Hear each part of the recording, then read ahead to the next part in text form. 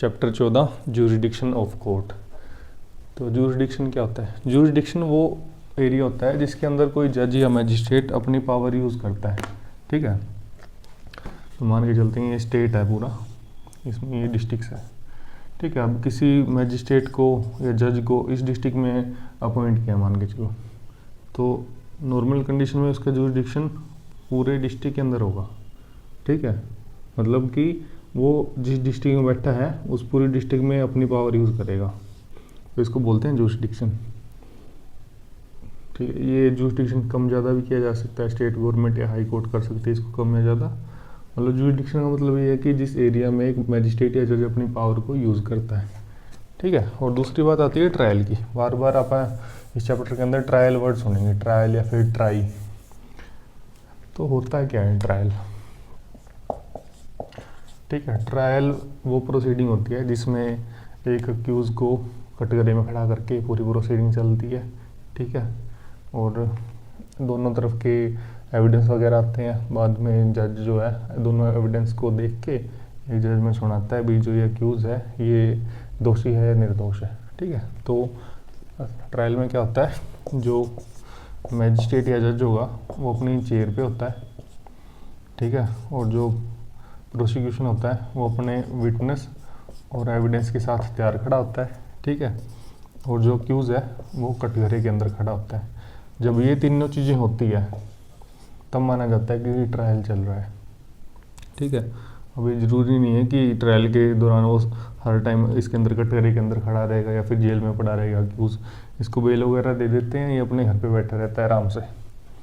ठीक है, तो ऐसा नहीं है कि अगर अपने घर पे बैठा है या फिर जेल में नहीं है तो ट्रायल नहीं होगा। तो अभी ये चैप्टर शुरू करते हैं।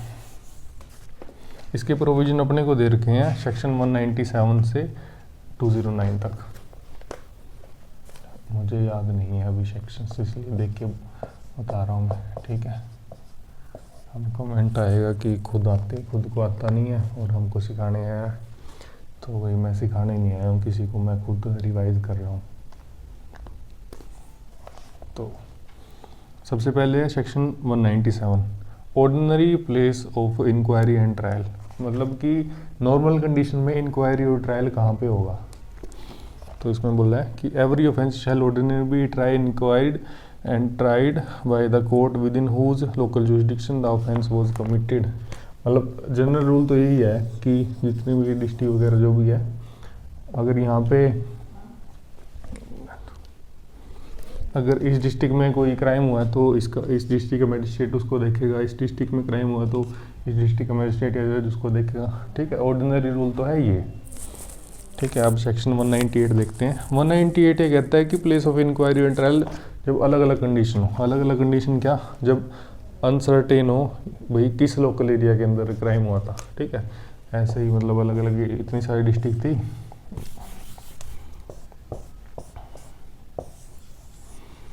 इतनी सारी डिस्ट्रिक्ट है एक स्टेट की, अब इसमें पता नहीं लग रहा क्राइम हुआ कहाँ पे है, यहाँ पे हुआ है, यहाँ पे हुआ है, यहाँ पे हुआ है। ठीक है, दूसरी कंडीशन क्या है? Committed partly in one local area and partly in other local area. मतलब कि अगर मार पिटाई का केस है तो थोड़ा सा उसने क्या होता है यहाँ पे पीटा हो, फिर अगली डिस्ट्रिक्ट में ले जाके यहाँ पे पीटा हो। ठीक है, फिर वापस ला के यहाँ पे पीटा हो। तीसरी कंडीशन क्या है कि कंटिन्यू। कंटिन्यू क्या है कि उसने बिठाया उसको गाड़ी में, यहाँ से गाड़ी स्टार्ट करी, पीटते पीटते पीटते यहाँ पे गाड़ी ले गया, यहाँ पे पीटा, ऐसे पूरे स्टेट में घुमा दी गाड़ी को। ठीक है, ऐसे ही घुमाता रहा और उसको पीटता रहा। ठीक है, और फाइनली क्या है? Several act done in several local area. Several act का मतलब ऐसे हो सकता है कि उसको यहाँ से किडनैप किया और सिर्फ यहाँ पे कुछ नहीं किया, यहाँ पे उसको बांध के रखा।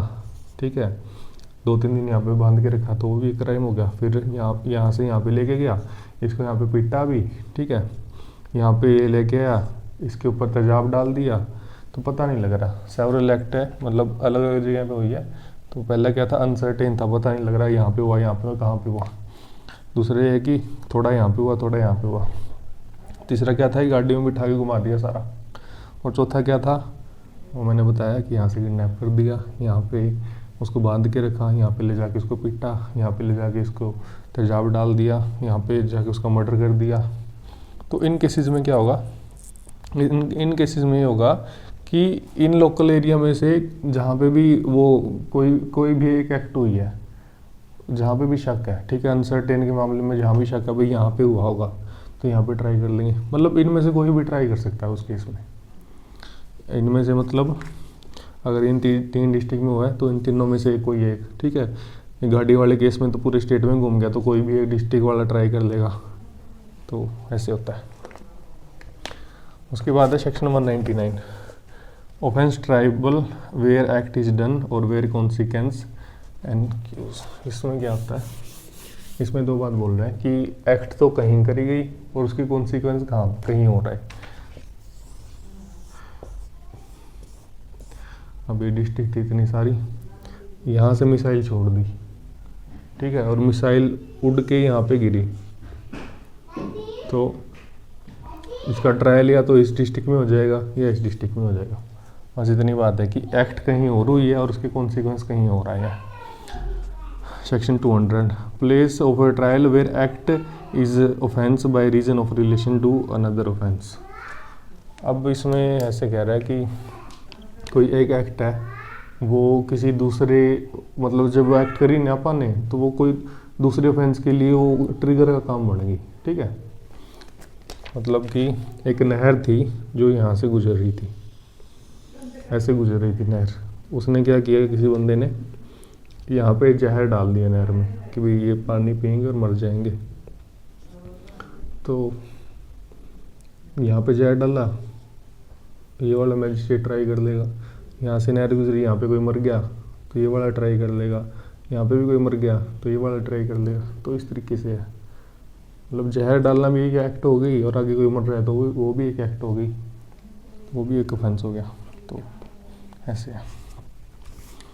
अब इसके बाद आ गया कि कुछ ऑफेंसेस हैं, इनका ट्रायल कैसे कैसे होगा। एक लिस्ट की तरह थोड़े से ऑफेंसेस हैं, ये ज़्यादा नहीं है।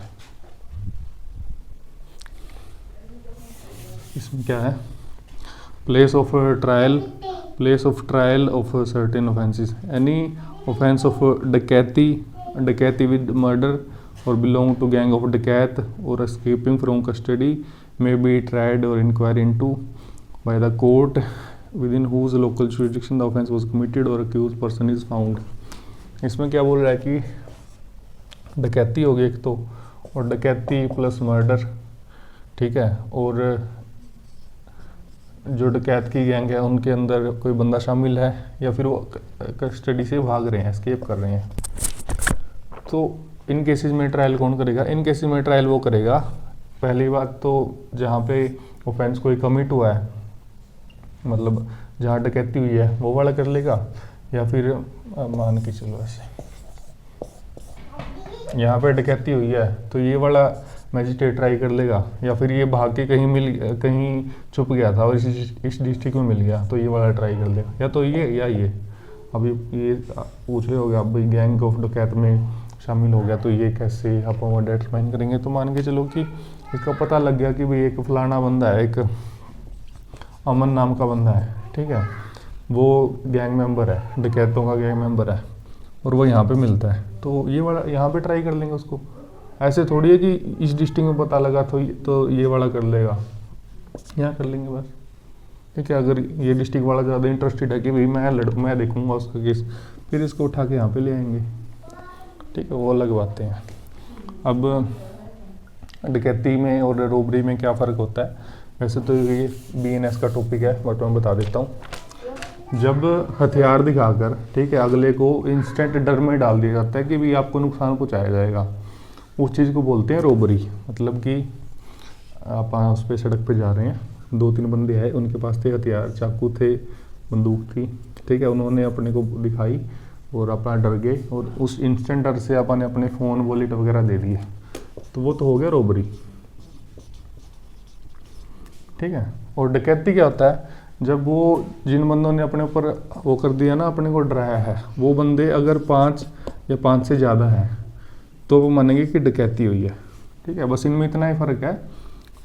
बेसिक इनका क्या है कि इंस्टेंट फियर था अपने को, और उस इंस्टेंट फियर से अपन ने कोई काम कर दिया, उनको पैसे दे दिया, अपना फ़ोन दे दिया, तो होगी रोबरी।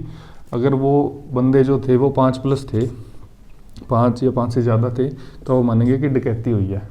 ठीक है, आपने फिल्मों में देखा होगा जब डाकुओं की बात चलती है तो उनका पूरा झुंड होता है, ऐसे नहीं है कि 2 डाकू है, 3 डाकू है या 4 डाकू है, झुंड होता है। तो उनको डाकू इसलिए बोलते हैं क्योंकि वो करते रोबरी है, बट वो 5+ होते हैं तो इसलिए वो डकैती कहलाती है। ठीक है।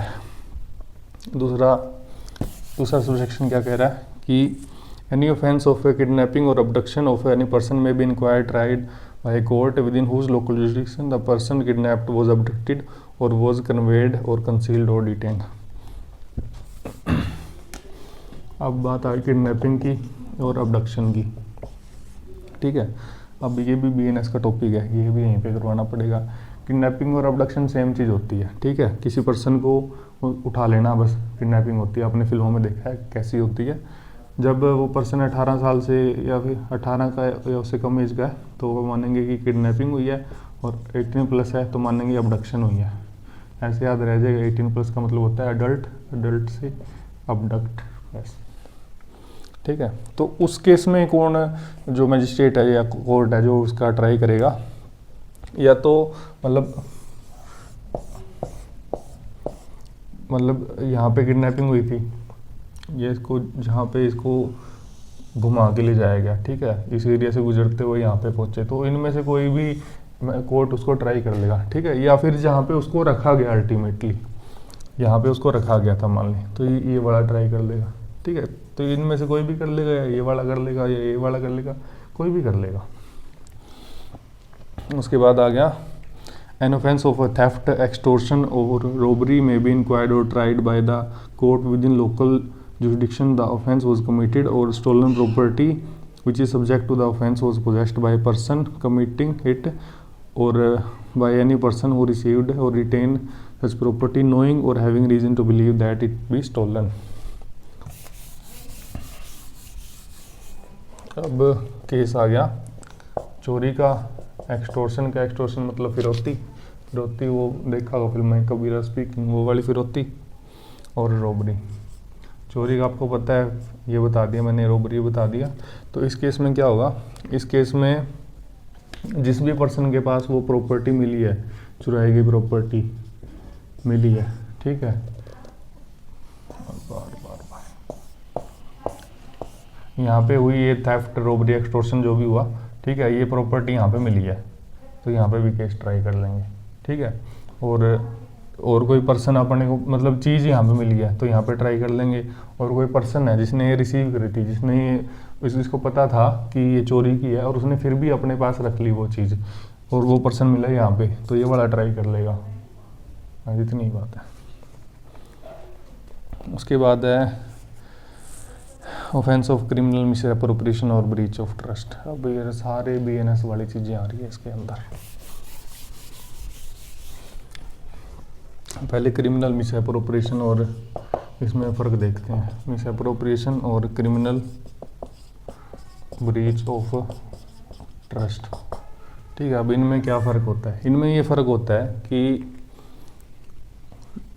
इसकी बात करते हैं पहला, क्रिमिनल ब्रीच ऑफ ट्रस्ट। अब ट्रस्ट की बात कब आएगी, जब आप किसी को प्रॉपर्टी देंगे। ठीक है, मैंने मेरे दोस्त को, मैं बाहर गया, विदेश गया, मैंने मेरे दोस्त को अपनी गाड़ी दी, भाई मैं 2 साल बाद आऊँगा तो मेरे को वापस कर दियो, तो 2 साल बाद वो वापस नहीं कर रहा, तो ये हो गया क्रिमिनल ब्रीच ऑफ ट्रस्ट। ठीक है, और मिसअप्रोप्रिएशन में क्या होता है कि मुझे सड़क पे कोई वॉलेट पड़ा हुआ मिलता है और मैं उसको उठा लेता हूँ और मैं बेईमान होकर ऐसे कह देता हूँ भाई ये तो मेरा बटुआ है। सामने से वो बंदा आ रहा होता है जिसका बटुआ होता है, वो कहता है मेरा है, मैं कहता हूँ नहीं मेरा है, तो वो क्रिमिनल, इसका मिसअप्रोप्रिएशन का मैटर हो जाता है। और इसका एग्जांपल मैंने पहले बताया वो। तो इस केस में क्या होगा, इस केस में ये होगा कि या तो जहाँ पे वो ऑफेंस कमिट हुआ है, ठीक है, जहाँ पे मेरे को वॉलेट मिला है या फिर जहाँ पे मैंने उसको प्रॉपर्टी दी थी वो वाली जगह, या फिर वो जो प्रॉपर्टी थी उसका कोई पार्ट कहीं भी मिला हो। ठीक है, सर्च वगैरह करी थी, मान के चलो कि वो गाड़ी थी, उसके ऐसी थोड़ी होती है गाड़ी, ऐसी होती है, ये टेस्ला का नया मॉडल है। ठीक है, इसके पार्ट करके मेरे दोस्त ने बेच दिया। अब जहाँ पे इसके पार्ट मिले हैं जिस डिस्ट्रिक्ट में पार्ट मिले हैं वो डिस्ट्रिक्ट वाला ट्राई कर लेगा, या फिर उसकी ट्रस्ट की क्रिमिनल ब्रीच ऑफ ट्रस्ट की बात करें तो मान के चलो मैंने उसको कार दी थी कि मैं यहाँ पे रहता हूँ, मैंने मेरे दोस्त को बोला भाई यहाँ पे डिलीवर करनी है, ठीक है, मेरे सासरे छोड़ के आनी है, ससुराल छोड़ के आनी है, तो उसने नहीं छोड़ी ससुराल, वो यहाँ से ऐसे चला गया शिमला।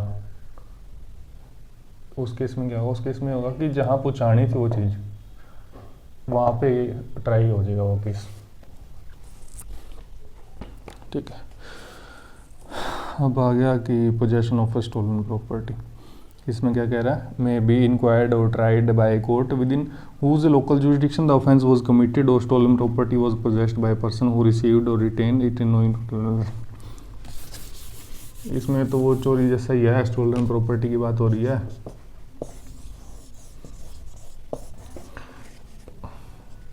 स्टोलन प्रॉपर्टी है या तो जहाँ पे ऑफेंस कमिट हुआ, मतलब यहाँ पे चोरी हुई थी, या फिर उसने जहाँ पे प्रॉपर्टी रखी उसको पता था कि चोरी की है और उसने फिर भी रिसीव कर ली, यहाँ पे रिसीव करी मान लो, या तो ये वाला मैजिस्ट्रेट ट्राई कर लेगा या ये वाला मैजिस्ट्रेट ट्राई कर लेगा। बस इतनी सी बात है इसमें। सेक्शन 202 इसमें क्या है, इसमें इलेक्ट्रॉनिक कम्युनिकेशन और लेटर के द्वारा अगर कोई चीटिंग होती है तो इलेक्ट्रॉनिक कम्युनिकेशन का मतलब ये होगा कि व्हाट्सएप पे वो नहीं आ जाता मैं KBC से बोल रहा हूँ आप इतने लाख रुपए जीत चुके हो, या फिर किसी भी तरीके का ऐसा फ्रॉड। और लेटर से वो हो गया कि जब ये चीज़ें नहीं थी, व्हाट्सएप नहीं थी, तब भी ये फ्रॉड होते थे, तब लेटर आता था घर पे, पोस्टमैन लेके आता था। तो उनके ज़रिए अगर कोई फ्रॉड या चीटिंग हो रही है तो उसके उनका ट्रायल कहाँ पे होगा। तो पहली बात करते हैं कि चीटिंग बाय लेटर वगैरह हुई है, ठीक है, लेटर या फिर इलेक्ट्रॉनिक कम्युनिकेशन या फिर टेलीफोन से, वो नहीं आ जाते आजकल पुलिस की वर्दी डाल के बैठे रहते हैं कि आपके बेटे को उठा लिया, वहाँ पे शराब पीता पकड़ा गया था, और बाद में पता लगता है कि इनका तो कोई बेटा ही नहीं था। तो वो उस केस में क्या होगा, उस केस में ये होगा कि जहाँ पे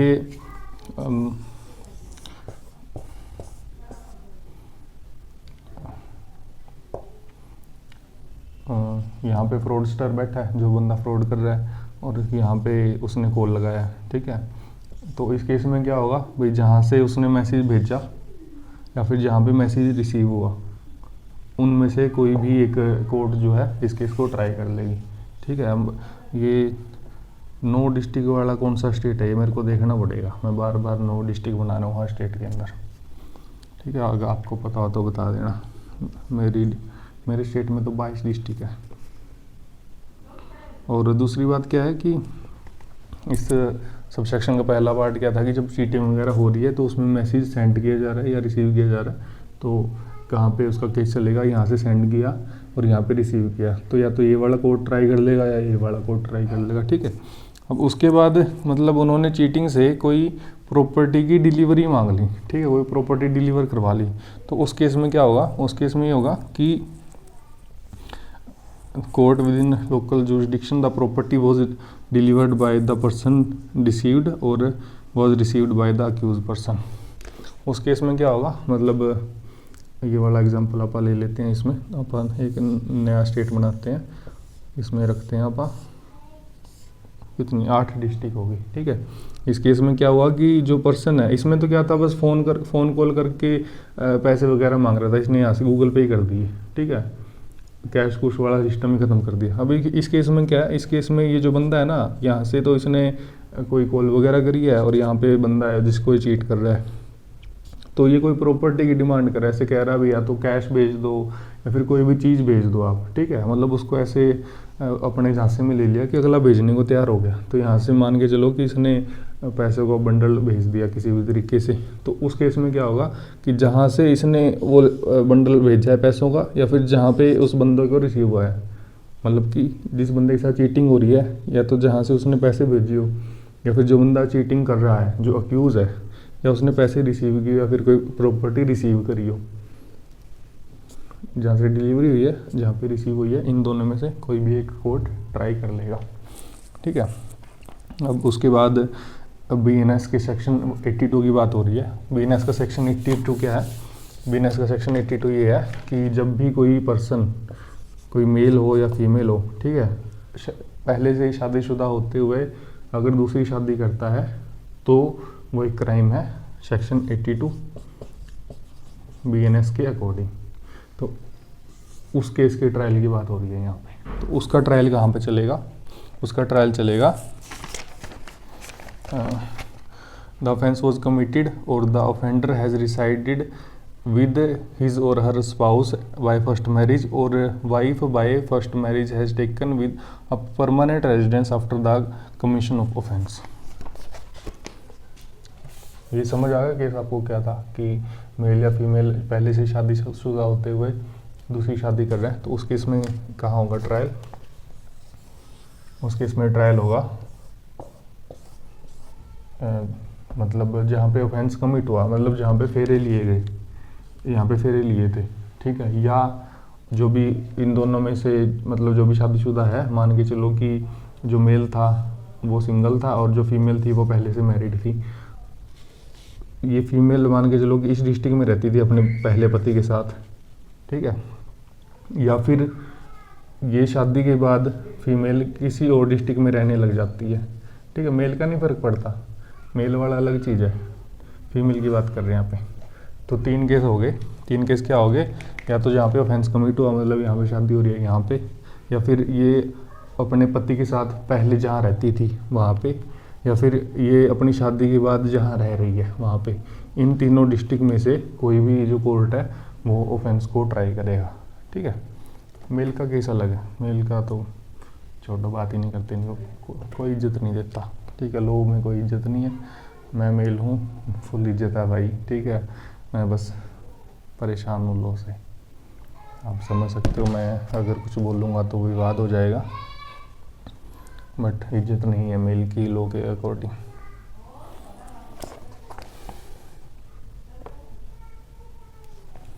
उसके बाद ऐसे कह रहा है कि जब कोई जर्नी वगैरह हो रही थी तो उस जर्नी में कोई ऑफेंस हो जाता है। जर्नी कौन सी? जर्नी वो वाली समुद्री जहाज वाली, वो नहीं फिल्मों में दिखाते हैं, वो योट पे क्या वो शिप वगैरह जो भी होती है उसमें बैठ के निकल जाते हैं। तो उस केस में क्या होगा? When an offence is committed whilst a person by or against whom or the thing in respect of which the offence is committed in the course of performing a journey or voyage, the offence may be inquired or tried by a court through or into whose local jurisdiction the person or thing passed in the course of that journey। अब इसमें पहले तो 3 चीज़ों की बात हुई है। 3 चीज़ों की क्या बात हुई है? एक तो जो जिस पर्सन के खिलाफ कोई ऑफेंस हुआ है, ठीक है, एक जिस पर्सन ने किया है, और मतलब इसने किसी पर्सन के खिलाफ किया है और फिर किसी चीज़ के खिलाफ किया, मतलब पर्सन के खिलाफ तो उसका सिर वगैरह फोड़ दिया, चीज़ के खिलाफ मतलब उसका नुकसान पहुंचा दिया या चोरी वगैरह कर ली जो भी। तो इस केस में क्या होगा? इस केस में ये होगा कि ये अलग अलग स्टेट्स है। अब डिस्ट्रिक्ट्स की बात नहीं कर रहे, अलग अलग स्टेट्स है ये, ठीक है। अब मान के चलते हैं कि गंगा नदी है ये, ठीक है, इसमें यूपी बिहार वो क्या नाम है उसका, कोलकाता वगैरह आ गई।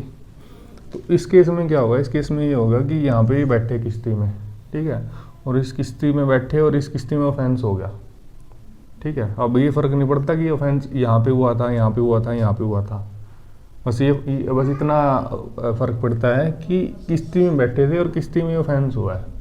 तो इस केस में कौन सा कोर्ट ट्राई करेगा? इस केस में वो कोर्ट ट्राई करेगा जहाँ से गुजरी है, ठीक है। मतलब कि जिस पर्सन के अगेंस्ट हुआ है ना, वो यहाँ पे उतर गया, बिहार में उतर गया, बिहार में उतर के बोला भाई मेरे ऊपर ऑफेंस हो गया, यहाँ पे उसने FIR वगैरह लिखवा दी। तो जहाँ भी कोर्ट को सही लगता है ना, वो कहते हैं भाई यहाँ पे तो नहीं अच्छे से कार्रवाई होगी, ये वाला कोर्ट अच्छे से कर सकता है, तो इसको बोलेगा कि तू देख ले यार, कोलकाता वाले को बोलेगा तू देख ले, तो यहाँ पे कार्रवाई हो जाएगी। मतलब जहाँ से वो किश्ती गुजरी है उनमें से कोई भी कोर्ट ट्राई कर लेगा। उसके बाद आ गया place of trial of offence tribal together. अब इसमें क्या बात कर रहा है कि बंदे ने कई ऑफेंस कर दिए या फिर कई बंदों ने ऑफेंस कर दिए, तो उनका ट्रायल कैसे होगा? अब इसमें 2 क्लोज है, ए और बी। ए तो ये बात कर रहे हैं कि एक बंदे ने कई ऑफेंस कर रहे हैं, उसका क्या होगा, और बी क्लोज ये बात कर रहे हैं कि कई बंदों ने ऑफेंस के साथ मिलके, तो उन केसेस में क्या होगा? तो पहले देखते हैं A, the offence committed by any person are such that he may be charged with and tried at one trial each such offence by the virtue of provision 242, 243 और 244। अब इनमें क्या बात है?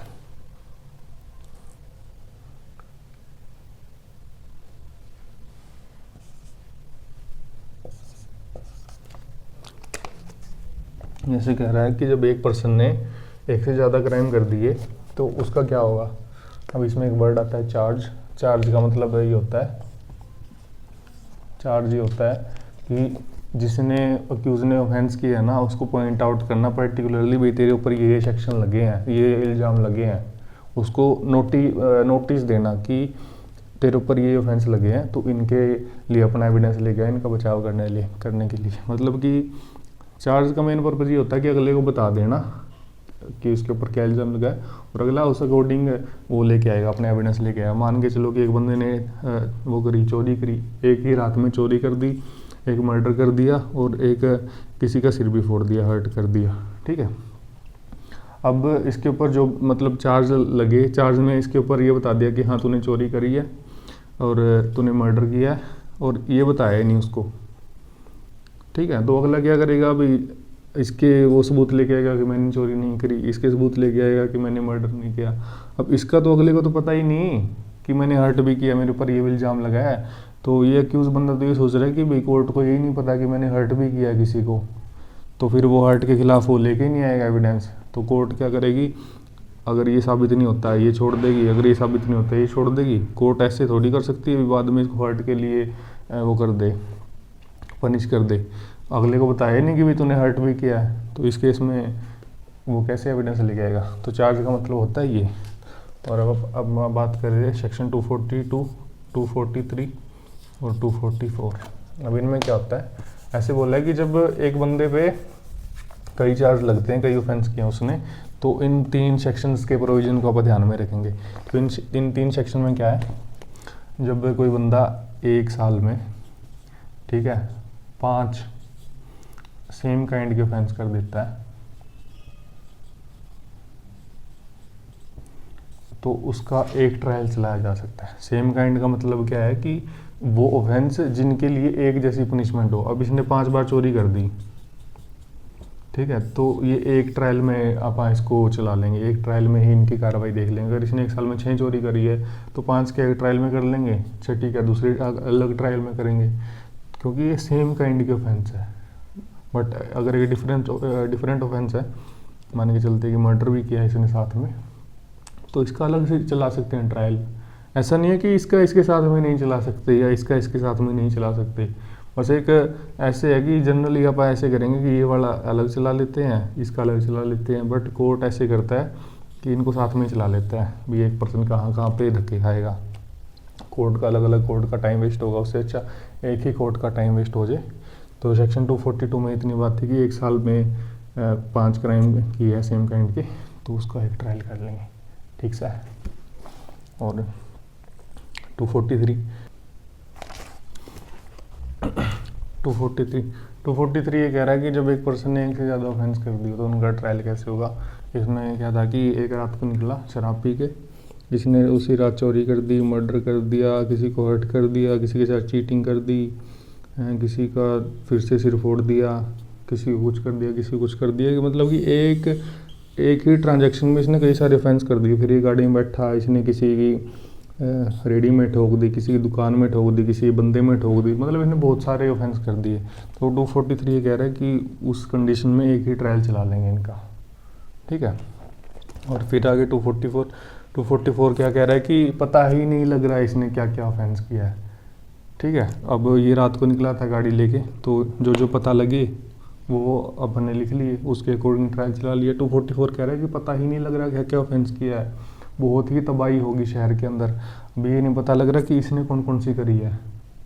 मान के चलो दंगा हो गया था शहर में रात को, तो पता नहीं लग रहा कि इसने कौन से काम किए थे। तो उस केस में मतलब क्या है कि जब एक पर्सन को आप वो करेंगे, कई ऑफेंस आप ट्राई करेंगे, तो 242, 243 और 244 सेक्शंस को ध्यान में रखेंगे। बस इतनी बात है। अब ये बात थी क्लोज ए के अंदर कि 1 पर्सन था और एक से ज़्यादा ऑफेंस इसने करके थे। अब बात यह है कि सेवरल पर्सन है, मतलब कई पर्सन है, उनका ट्रायल कैसे हुआ। तो उनका ट्रायल जब आप करेंगे तो आप सेक्शन 246 के प्रोविज़न को ध्यान में रखेंगे।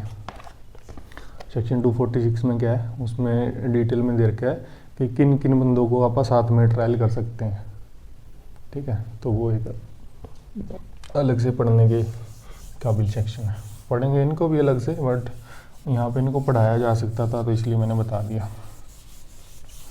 और दूसरी बात यह है कि मैं पहली बार करवा रहा हूँ खुद को, या फिर किसी भी हिसाब से, जो भी मैंने मेरी सेकंड वीडियो जो है उसमें मैंने बताया था कि मैं किस अकॉर्डिंग वीडियो बनाऊँगा, तो उस अकॉर्डिंग से वीडियो आ रही है। तो उसके लिए मुझे लग रहा है कि ये सब साथ में बताना ज़रूरी है। हाँ, वीडियो लंबी ज़रूर हो रही है, पर मुझे नहीं लगता ये वीडियो देखने के बाद कहीं और जाके समझने के लिए कोई वीडियो देखने की ज़रूरत है। ठीक है, अब इनके ट्रायल की बात हुई थी, तो ए में अपन ने देखा एक आदमी, एक प्लस ऑफेंस, दूसरा सेवरल बंदे, इनका ट्रायल आप कैसे करेंगे, जॉइंटली कर सकते हैं। तो इनके लिए स्पेशली नहीं बताया कि कौन सा कोर्ट ट्राई करेगा, इनके लिए बस इतना बताया कि एनी कोर्ट कॉम्पिटेंट। कॉम्पिटेंट का मतलब है जिसके पास भी पावर हो ट्राई करने की। हम मान के चलते हैं कि इसने जो भी ऑफेंस किए हैं उसकी सज़ा 3 साल बनती है, तो judicial magistrate first class try कर लेगा। अब सेवरल बंदे ने बहुत सारे ऑफेंस कर दी, किसी ने कत्ल भी कर रखा है, किसी ने सिर्फ चोरी करी थी, किसी ने कुछ किया था, तो मतलब उसको लाइफ सेंटेंस या डेथ सेंटेंस भी दी जा सकती थी। वो कौन दे सकता है, अपन ने देखा है कि वो कोर्ट ऑफ सेशन ही दे सकता है। तो any court of competent jurisdiction मतलब आ गया यहाँ पे सेशन कोर्ट। उसके बाद आ गया कि power to order case to be tried in different session divisions.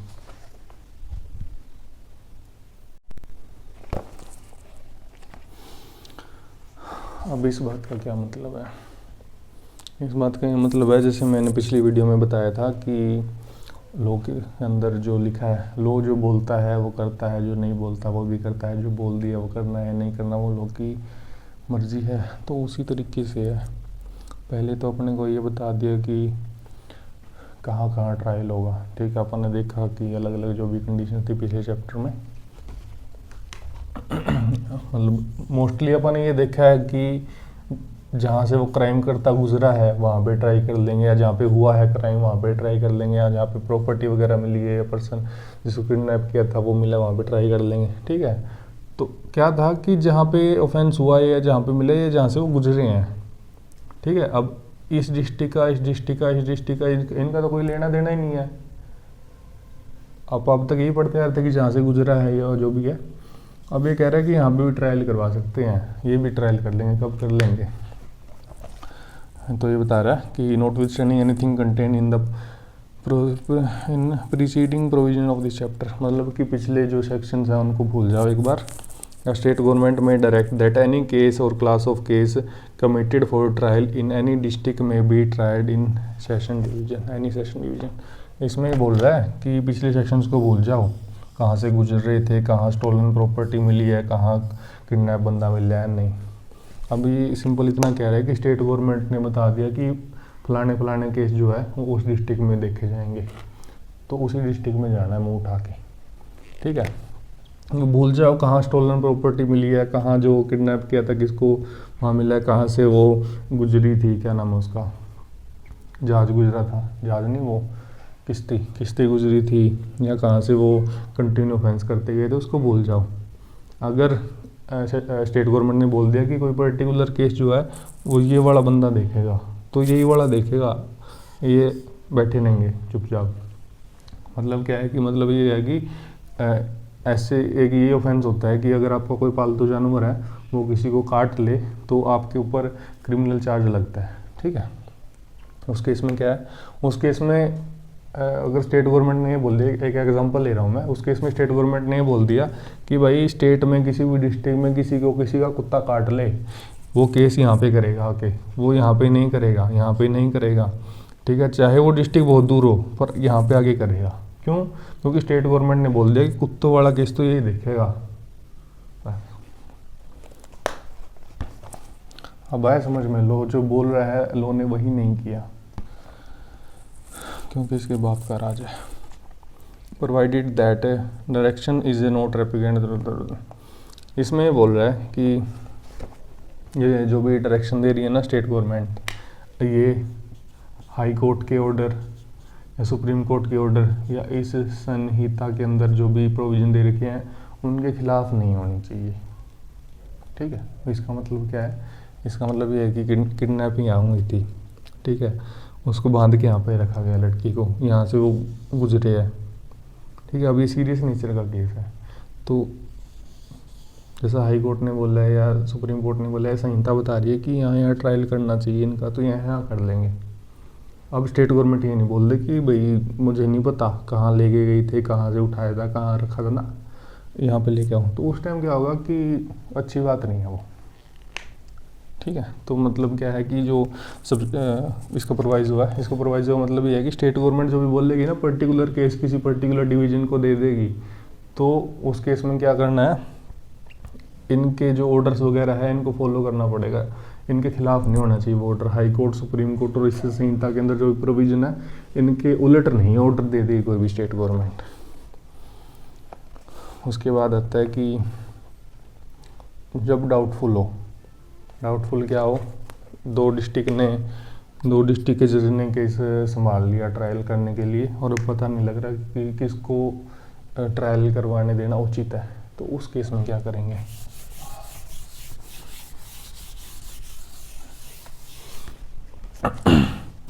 उस केस में ये करेंगे कि where two or more courts have taken cognizance of the same offence and the question arise as to which of them ought to inquire into or trial that offence, the question shall be decided by। अब क्या कह रहा है कि ये district थी, इसके एक से ज़्यादा जज ने केस उठा लिया, तो उस केस में क्या करेंगे? तो पहला सेक्शन ये बोल रहा है कि जब ये दोनों कोर्ट एक हाई कोर्ट के सबॉर्डिनेट हो, एक सिंगल हाई कोर्ट के सबॉर्डिनेट हो, तो उस केस में हाई कोर्ट के पास ले जाएंगे, उससे पूछेंगे भाई कौन से कोर्ट में लगाएं, इसमें लगाएं, इसमें लगाएं, तो हाई कोर्ट बता देगा। ठीक है, अब दूसरे सबसेक्शन ये कह रहा है कि if the court are not subordinate to same high court by the high court within local jurisdiction whose appellate jurisdiction the proceeding was first commenced. अब बात ऐसे बोल रहा है कि बंद हो जा, ये एक स्टेट हो गया, ठीक है। नॉर्मली ऐसा होता है कि ये जो बॉर्डर था इनका, ये बॉर्डर था, मान के चलो ये हरियाणा है, ये इनका बॉर्डर है और ये यूपी है, ठीक है। अब जो केस था वो इसने भी वो कर लिया, ट्राई कर लिया, और इसने भी ट्राई कर लिया। पिछले केस में क्या था? पिछले केस में ये था कि जो दोनों कोर्ट थे वो एक ही हाई कोर्ट के सबॉर्डिनेट थे, बट अब अलग अलग बात होगी। जो ये वाला वो है, ये वाला कोर्ट है, ये Haryana and Punjab high court का सबॉर्डिनेट है, ठीक है, और ये वाला यूपी हाई कोर्ट का सबॉर्डिनेट है, तो अब अलग अलग हो गया। अब किसके पास जाएंगे? इस केस में क्या करेंगे, जिस भी कोर्ट ने पहले उस केस का वो जुरिडिक्शन लिया, कॉग्निजेंस लिया, वो वाला केस वो वाला कोर्ट ट्राई कर लेगा। मान के चलते हैं कि हरियाणा वाले जो कोर्ट थे, इसने 1 मार्च 2025 को इसका कॉग्निजेंस लिया, मतलब अपने पास फाइल वगैरह बुलाई सारी, और जो यूपी वाला था इसने 2 मार्च 2025 को कॉग्निजेंस लिया। तो जिस भी कोर्ट ने पहले कॉग्निजेंस लिया था ना, उस कोर्ट के अंदर ट्रायल होएगा। सेक्शन 207, सेक्शन 207 क्या कह रहा है? इसके अंदर जो लैंग्वेज है वो बहुत गड़बड़ है, मुझे गड़बड़ लगी है, ठीक है। इसमें सीधी होगी, साफ होगी, स्पष्ट होगी, मैं कह रहा हूँ गड़बड़ है मेरे हिसाब से, ठीक है। इसमें क्या कह रहा है, ये है अपनी प्यारी डिस्ट्रिक्ट, पता नहीं कौन सी डिस्ट्रिक्ट है पर प्यारी है अपने को, ठीक है। ये इंडिया की कोई भी डिस्ट्रिक्ट हो सकती है, ठीक है, आप कुछ भी समझ लो। अब यहाँ पे कोई बैठा है जुडिशियल मजिस्ट्रेट फर्स्ट क्लास, और कोई अमन नाम का बंदा है। अब जो ये जुडिशियल मजिस्ट्रेट फर्स्ट क्लास है, इसको पता लगता है कि मेरे लोकल जुरिडिक्शन में कोई अमन नाम का बंदा है, उसने कोई ऑफेंस कमिट किया है, ठीक है। वो ऑफेंस इसकी लोकल लिमिट से बाहर कमिट किया, ये इसकी लोकल लिमिट थी, इसका जुरिडिक्शन था, इसने बाहर कमिट कर दिया, ठीक है। मान के चलो कि इसने असम में कोई ऑफेंस कमिट कर दिया, और क्या है कि वो जो ऑफेंस कमिट किया है ना, वो सेक्शन 197 से 205 के जो प्रोविजन है इनके बीच नहीं आ रहा, ठीक है। और उनका ट्रायल भी इंडिया के अंदर ही होना है। उस केस में क्या होगा, उस केस में ये होगा कि ये जुडिशियल मजिस्ट्रेट फर्स्ट क्लास जो है ये क्या करेगा, ये या तो खुद इसका जो ट्रायल है चला लेगा, ठीक है, असम से सारे जो भी चीज़ें बुला लेगा, या क्या करेगा, असम में किसी मजिस्ट्रेट को बोल देगा कि ऐसे ऐसे बंदा है तुम्हारे जुरिडिक्शन में, उसका तुम ट्रायल कर लो, ठीक है। अब इसमें स्पेशल बात क्या है कि ये जो अमन जुडिशियल मजिस्ट्रेट फर्स्ट क्लास है, इससे वो ले लेगा बॉन्ड या बेल बॉन्ड ले लेगा और बोल देगा भाई इसके आगे प्रकट हो जाइयो, ठीक है। इसमें ऐसा भी था कि अगर ये असम की जगह थोड़ा आगे जाके म्यांमार में कर दे कोई ऑफेंस, बांग्लादेश में कर दे, उसका ट्रायल अगर इंडिया में ही होना हो तो उस केस में भी ऐसे ही होगा। उस केस में या तो खुद बुला लेगा सारा कुछ, या फिर उसको ही पहुँचा देगा सारी चीज़ें, ठीक है। अब इसका सब सेक्शन 2 ये कह रहा है कि जहाँ पे मान के चलो असम का एग्जांपल ले ले, यहाँ पे 2 मैजिस्ट्रेट है जो इसका जो ट्रायल कर सकते हैं, उसको कन्फ्यूजन हो रही है भाई इनमें से ट्रायल कौन करेगा। तो ये वाला मैजिस्ट्रेट है जो हाई कोर्ट को बोलेगा सर आप देखो। अब इसमें ये क्लियरली मेंशन नहीं है कि कौन से हाई कोर्ट को भेजेगा, ठीक है। मैं बाकी देख के पढ़ने की कोशिश करता हूँ। When there are more magistrate than one having jurisdiction and magistrate acting under this section cannot satisfy himself as to the magistrate to or before whom such a person should be sent or bound to appear, the case shall be reported to order to high court। हाँ, इसमें ये बोल रहा है कि यही वाला judicial magistrate जो है अपने हाई कोर्ट को बोलेगा, असम वाला के पास नहीं भेजेगा, ठीक है। यही अपने हाई कोर्ट को जिसका सबॉर्डिनेट है उसको बोलेगा कि वहाँ पे दो मैजिस्ट्रेट है सर, मुझे नहीं समझ आ रहा मैं किसके पास भेजूँ, तो आप बताओ किसके पास भेजूँ मैं। इसमें यही है, ठीक है। अब रह गए अपने 2 सेक्शंस। 2 सेक्शंस क्या है, 2 सेक्शन है कि जब कोई ऑफेंस आउटसाइड इंडिया कमिट हो जाता है, ठीक है। अब इसमें 2 क्लोज है। पहली बात तो इंडिया के सिटीजन ने कोई ऑफेंस किया हो, और दूसरी बात क्या है कि कोई बाहर का बंदा है उसने इंडिया के अंदर कोई ऑफेंस किया हो, तो उस केस में क्या होगा, इसमें मतलब इसने कहीं भी ऑफेंस किया हो, कहीं भी, ठीक है। इसमें जो भी लिखा है हाई सी और एल्सवेयर का लिख दिया, एल्सवेयर का मतलब है कहीं भी, ठीक है, हाई सी छोड़ दो।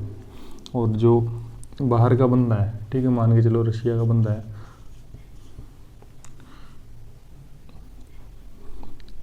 जो इंडिया का सिटीजन नहीं है, ठीक है, रशियन ही सिटीजन है, रशियन है प्रॉपर, और इसने कोई ऑफेंस किया है कहाँ पे, किसी शिप के ऊपर या कोई एयरक्राफ्ट पे जो कि इंडिया के अंदर रजिस्टर है, ठीक है। तो उस केस में क्या होगा, उस केस में इसका ट्रायल इंडिया में चलेगा, ठीक है।